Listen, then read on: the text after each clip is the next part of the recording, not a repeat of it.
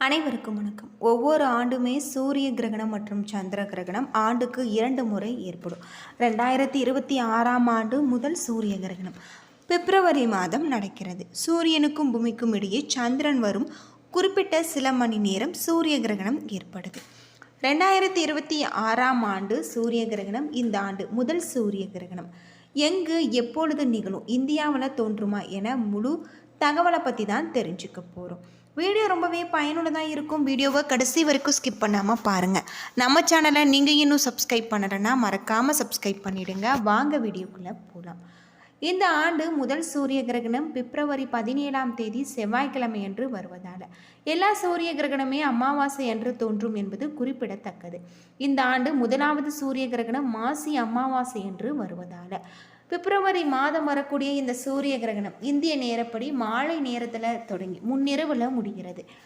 சூரிய கிரகணம் தொடங்கும் நேரம் அது மட்டும் இல்லாமல் பிப்ரவரி 17ஆம் தேதி 3:26 PM, அதாவது சூரிய கிரகணம் முடியும் நேரம் 17ஆம் தேதி 7:57 மணிக்கு முடிகிறதாக சொல்லப்படுது. ஆண்டின் 2வது சூரிய கிரகணம் கும்ப ராசியில் அவிட்டம் நட்சத்திரத்தில் சூரியனும் சந்திரனும் சஞ்சரிக்கும் பொழுது ஏற்படலாம். இந்த 2வது சூரிய கிரகணம் இந்தியாவில் ஏற்படாது அப்படின்னு சொல்லப்படுது. எனவே இந்த இந்தியாவில் சூரிய கிரகணத்தை நேரடியாக பார்க்கவும் முடியாது என இந்திய சூரிய கிரகணம் நேரப்படி பகல் நேரத்தில் ஏற்பட்டால் இந்தியாவில் தெரியும் அப்படின்னு சொல்கிறாங்க.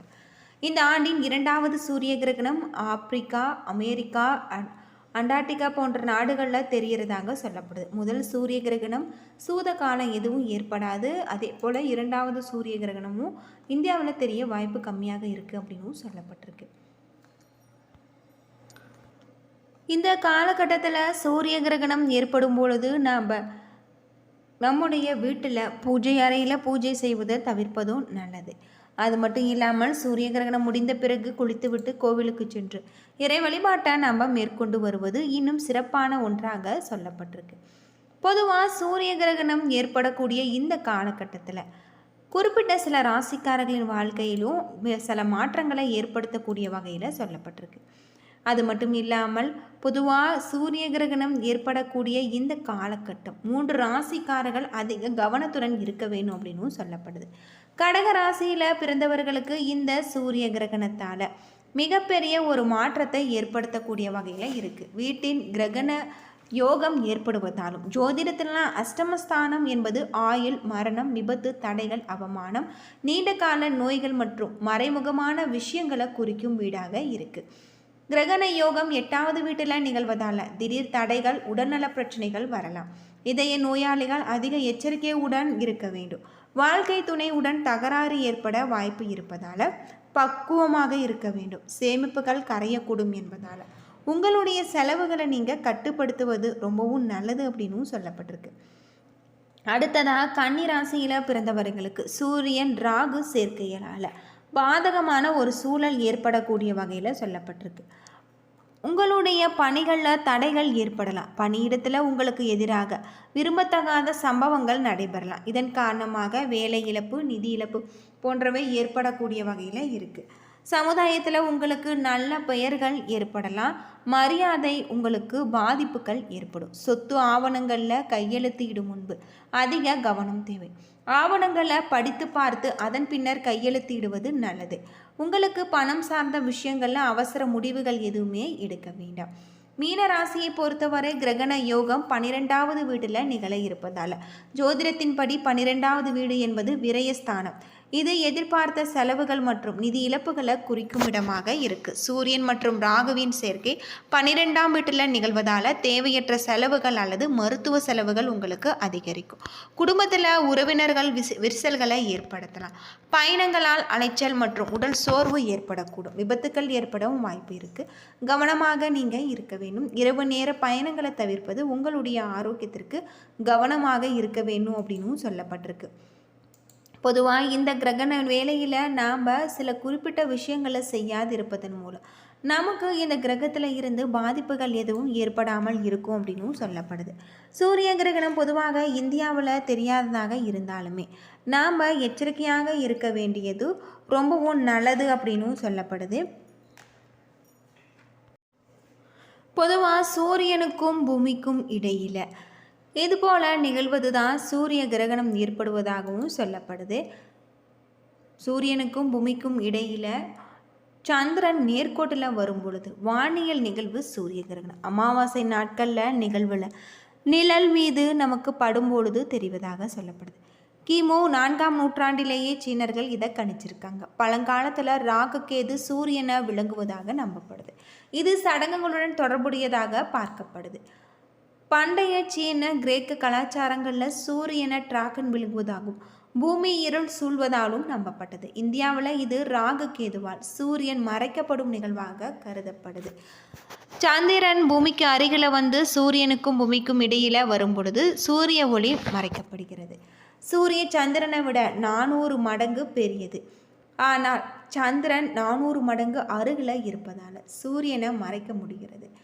முழு சூரிய கிரகணம் அப்படின்னு பார்த்தா சூரியனை சந்திரன் முழுமையாக மறைக்கும் பொழுது பகலில் இருள் சூழ்ந்து சூரியன் வெளிப்படையாக தெரிவதாக சொல்லப்படுது.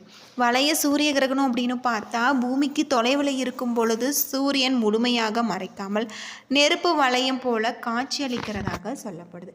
பகுதி சூரிய கிரகணம் அப்படின்னு பார்த்தா சூரியனின் ஒரு பகுதியை மட்டுமே சந்திரன் மறைக்கும். சூரிய கிரகணத்தை வெறும் கண்ணால் பார்ப்பது நிரந்தர கண் பாதிப்பை உண்டாக்கும் அப்படின்னும் சொல்லப்பட்டிருக்கு. அது மட்டும் இல்லாமல் இது சிறப்பு சூரிய வடிகட்டி கண்ணாடிகளை நம்ம பயன்படுத்துவது நல்லது அப்படின்னும் சொல்லப்படுது. ஒவ்வொரு ஆண்டுமே குறைந்தது 2 அல்லது 5 சூரிய கிரகணங்கள் உலகம் முழுவதும் வெளியே தெரியக்கூடியதாக இருக்குது அப்படின்னே சொல்லலாம். சூரிய கிரகணத்தில் சூரியனுக்கும் பூமிக்கும் இடையே வரக்கூடிய சந்திரனின் ஒரு பகுதி மட்டுமே மறைக்கப்படுவதால் இந்த நிகழ்வு ஏற்படுகிறது அப்படின்னும் சொல்லப்படுது. இந்த நிகழ்வால் குறிப்பிட்ட சில பாதிப்புகளும் ஏற்பட வாய்ப்பு இருக்கிறதாக சொல்லப்படுது. கர்ப்பிணி பெண்கள் இந்த சூரிய கிரகணத்தின் போது வெளியில் வராமல் இருப்பது ரொம்பவும் நல்லது அப்படின்னும் சொல்லியிருக்காங்க. சூரிய கிரகணம் வருடம் வானத்தில் நடக்கின்ற நிகழ்வு என்றாலுமே இது மக்களிடையே இதாக பார்க்கப்படுது. சூரியனை நிலவு மறைப்பது போல தோன்றும். சில இடங்களில் முழுவதுமாக சூரிய கிரகணம் தோன்றும். சில இடங்களில் பகுதி கிரகணமாக, சில இடங்களில் நெருப்பு வளைய கிரகணமாக தோன்றும். பொதுவாக 3 விதமான சூரிய கிரகணங்கள் நடக்கிறது. முழு சூரிய கிரகணம், வளைய சூரிய கிரகணம், பகுதி சூரிய கிரகணம். சூரியனுக்கு பூமிக்கும் இடையில் நிலா வரும் பொழுது சூரியனை நிலவு மறைக்கிறதாகவும் இதுதான் கிரகணம். சூரியனை நிலவு மறைப்பது போல தோன்றும் சில இடங்களில் இந்த முழு சூரிய கிரகணம் தோன்றும். சூரியன் ரொம்ப பெரியது, நிலா எப்படி மறைக்க முடியுமோ என்று கேட்கலாம். நம்முடைய பூமியில் இருந்து பார்க்கும் பொழுது சூரியனை நிலவு மறைப்பது போல தோன்றும் அப்படின்னு சொல்லப்பட்டிருக்கு. சூரிய கிரகணத்தில் முதல் வகை முழு சூரிய கிரகணம். இந்த நிகழ்வு நடக்கும் பொழுது சந்திரன் பூமிக்கு மிக அருகில் ஒரே நேர்கோட்டில் இருக்கும். சூரியனை விட சந்திரன் மிக மிக சிறிய அளவுடையது. ஆனால் பூமிக்கு அருகில் இருப்பதால் சூரியனை முழுவதுமாக மறைத்து விடுகிறது. இதனால் சூரியனை முழுமையாக பூமியில் இருந்து பார்க்க முடியாத நிலை மற்றும் சூரிய ஒளி பூமியை அடையாமல் முழு இருட்டாக இரவு போல காட்சியளிக்கிறதாக சொல்லப்படுது. அடுத்ததாக பகுதி சூரிய கிரகணம். 2வது வகை சூரிய கிரகணம் பகுதி சூரிய கிரகணம். பகுதி சூரிய கிரகணத்தில் சூரியனுக்கும் பூமிக்கும் இடையே வரக்கூடிய சந்திரன் சூரியனின் ஒரு பகுதி மட்டுமே மறைக்கும் நிகழ்வு ஏற்படுகிறது. இதன் காரணமாக சூரியனில் ஒரு பகுதி சந்திரனால் மறைக்கப்படும். இதில் சூரியனின் ஒரு மிக சிறிய அளவு ஒரு பகுதியை மறைக்க பகுதி சூரிய கிரகணம் குறிப்பிடத்தக்கதாக சொல்லப்படும். சில நேரங்களில் நிலவில் சூரியன் முழுவதுமாக மறைக்க முடியாது. நிலவு மறைக்கப்பட்ட பகுதி கருப்பாகும். அதன் விளிம்பு நெருப்பு வளையம் போலவும் தோன்றக்கூடியதாக இருக்குது. இது கங்கண சூரிய கிரகணம், நெருப்பு வளைய சூரிய கிரகணம் அப்படின்னே சொல்லலாம். என்ன நண்பர்களே, இந்த வீடியோ உங்களுக்கு பயனுள்ள ஒரு தகவலை தந்திருக்கும்னு நினைக்கிறேன். வீடியோ பிடிச்சிருந்தா லைக் பண்ணுங்கள், ஷேர் பண்ணுங்கள், கமெண்ட் பண்ணுங்கள். இது போல் தகவலை தெரிஞ்சிக்க நம்ம சேனலை மறக்காமல் சப்ஸ்கிரைப் பண்ணிவிடுங்க. நன்றி நண்பர்களே.